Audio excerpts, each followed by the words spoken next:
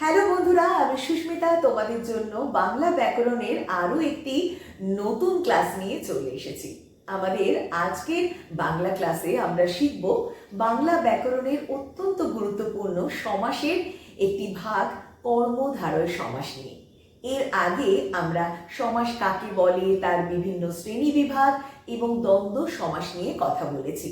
তোমরা এখনো যারা সেই ভিডিওটি দেখোনি তারা অবশ্যই সেই ভিডিওটি দেখে নেবে, আমি ডেসক্রিপশনে লিংক দিয়ে দেব। আজকে আমরা শিখব কর্মধারয় সমাস। তাহলে চলো আর দেরি না করে আমরা শুরু করি আমাদের আজকের বাংলা ব্যাকরণের ক্লাস। প্রথমে দেখো কর্মধারয় সমাস আমরা কিভাবে চিনতে পারবো।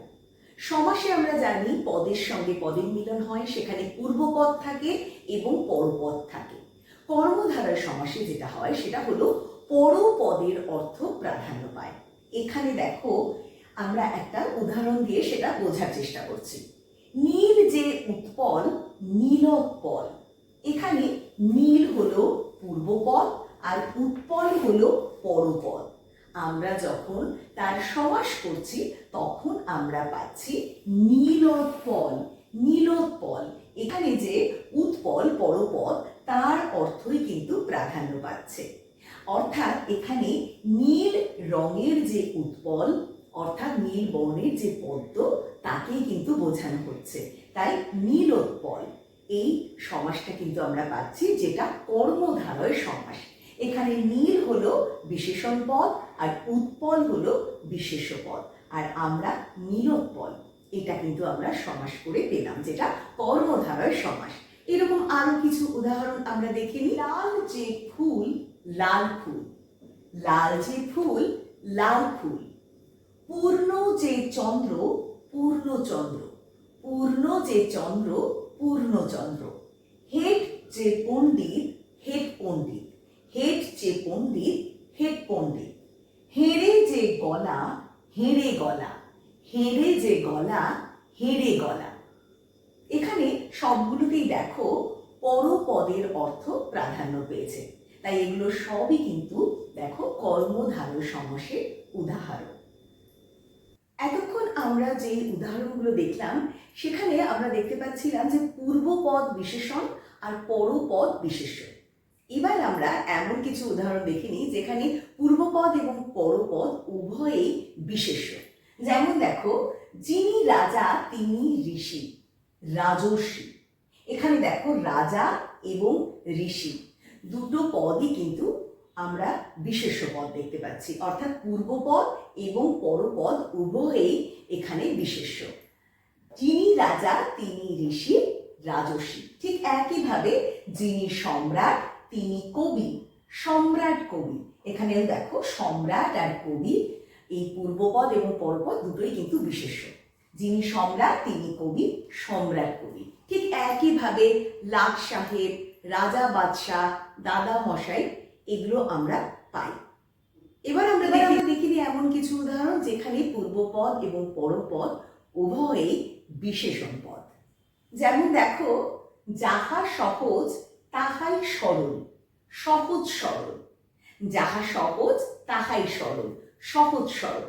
এখানে দেখো সহজ এবং সরল এই যে দুটো পদ অর্থাৎ পূর্বপদ এবং পরপদ উভয়ই কিন্তু বিশেষণ। দেখো কাঁচা অথচ মিঠা কাঁচা মিঠা, এখানেও কিন্তু পূর্বপদ এবং পরপদ উভয়ই কিন্তু এখানে আমরা বিশেষণ পাচ্ছি, যেমন কাঁচা এবং মিঠা, তাই কাঁচা অথচ মিঠা কাঁচা মিঠা। ঠিক একইভাবে অম্ল অথচ মধুর অম্ল মধুর, অম্ল অথচ মধুর অম্ল মধুর।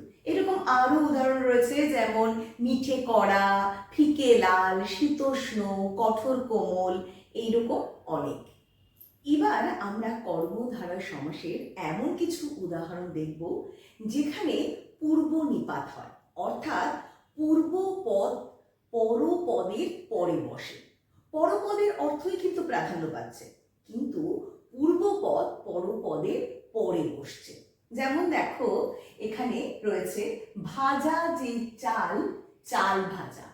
এখানে কিন্তু পরপদ অর্থাৎ চালের অর্থই প্রাধান্য পেয়েছে, কিন্তু আমরা চাল ভাজা বলছি ভাজা চাল বলছি না, তাই এখানে এই পূর্বপদ ভাজা, এখানে এই যে পূর্বপদ ভাজা, এটা দেখো পরে বসেছে, পরে বসেছে, তাই এটা পূর্ব নিপাত হয়েছে। ঠিক একইভাবে দেখো সিদ্ধ যে আলু, আলু সেদ্ধ, এখানে কিন্তু আলুর অর্থই প্রাধান্য পেয়েছে, কিন্তু সিদ্ধ এই যে পূর্ব পদটি সেটি পরপদের পরে বসেছে। একইভাবে দেখো বাটা যে হলুদ, হলুদ বাটা, বাটা যে হলুদ, হলুদ বাটা। আবার ঠিক একইভাবে উত্তম যে পুরুষ, পুরুষোত্তম, উত্তম যে পুরুষ, পুরুষোত্তম। এখানেও কিন্তু দেখো এই যে পুরুষ তার অর্থ মানে পরপদের অর্থই প্রাধান্য পেয়েছে, কিন্তু এই যে পূর্বপদ উত্তম সেটা পরে বসেছে, পুরুষোত্তম হয়েছে। এগুলো সবই পূর্ব নিপাতের এগুলো উদাহরণ। আমরা আলোচনা করব কর্মধারয় সমাসের ভীষণ গুরুত্বপূর্ণ উপমান, উপমিত এবং রূপক কর্মধারয় সমাস নিয়ে। আমরা অনেক সময় কিন্তু এই উপমান, উপমিত, রূপক কর্মধারায় এগুলো একটু গুলিয়ে ফেলি। তাহলে চলো আমরা খুব সহজে আমরা বুঝে নিই যে কিভাবে আমরা মনে রাখবো। প্রথমে দেখো আমি একটা বাক্য লিখেছি এখানে, দুধের মতো সাদা জোছনা। এখানে দেখো দুধের মতো সাদা জোছনা এই যে বাক্যটি, সেখানে আমরা জোছনাকে কার সঙ্গে তুলনা করেছি? দুধের সঙ্গে। আমরা মনে রাখবো যার সঙ্গে আমরা তুলনা করব সেটা হলো উপমান। এখানে দুধের সঙ্গে তুলনা করা হয়েছে, তাহলে এটি হলো উপমান।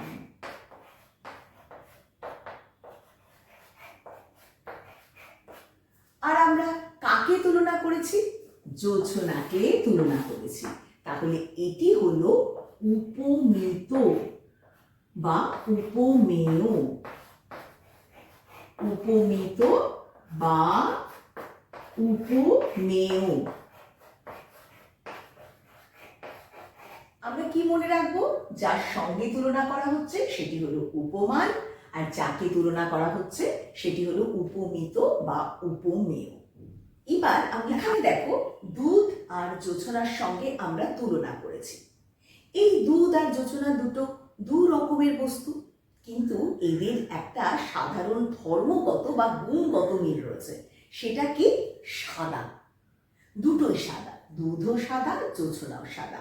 তাহলে এদের যে গুণগত বা ধর্মগত আমরা যে একটা সাদৃশ্য পাচ্ছি সেটি হলো সাদা। বোঝা গেল? এটি হলো সাধারণ ধর্ম। একে আমরা বলছি কি? সাধারণ ধর্ম।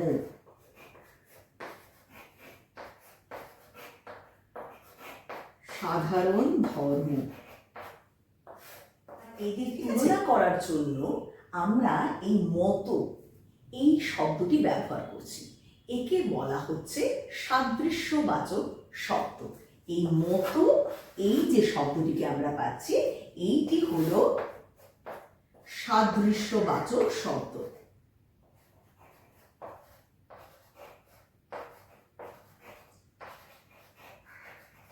সাদৃশ্যবাচক শব্দ এরকম মতো, ন্যায়, সম, এই যে শব্দগুলো আমরা ব্যবহার করি তুলনা করার জন্য সেগুলো সবই কিন্তু সাদৃশ্যবাচক শব্দ। এবার তোমরা কিন্তু এই উপমান আর উপমিত বা উপমেয় কোনগুলো সেটা কিন্তু তোমরা বুঝতে পারো। এখানে দেখো আমরা কিছু উপমান কর্মধারয় উদাহরণ নিয়ে আলোচনা করেছি। যেমন শশের ন্যায় ব্যস্ত, শশব ব্যস্ত। কার ন্যায় ব্যস্ত? শশের ন্যায়। তাহলে কার সঙ্গে তুলনা করা হয়েছে? শশের সঙ্গে। তাহলে শশের ন্যায় ব্যস্ত, শশব ব্যস্ত, এটি উপমান কর্মধারয়ের উদাহরণ। ঠিক একইভাবে তুষারের ন্যায় শুভ্র, তুষার শুভ্র। কার ন্যায়? তুষারের ন্যায়। তুষারের ন্যায় শুভ্র, তুষার শুভ্র। ঘনের ন্যায় শ্যাম, ঘন শ্যাম। ঘনর ন্যায় শ্যাম, ঘন শ্যাম। ফুটির মতো ফাটা, ফুটি ফাটা। ফুটির মতো ফাটা, ফুটি ফাটা। এগুলো সবই উপমান কর্মধারয় সমাস। এবার আমরা উপমিত কর্মধারয় কোনগুলো সেগুলো আমরা একটু দেখেছি, উদাহরণ লিখেছি। যেমন মুখচন্দ্রের ন্যায় মুখচন্দ্র, মুখচন্দ্রের ন্যায় মুখচন্দ্র।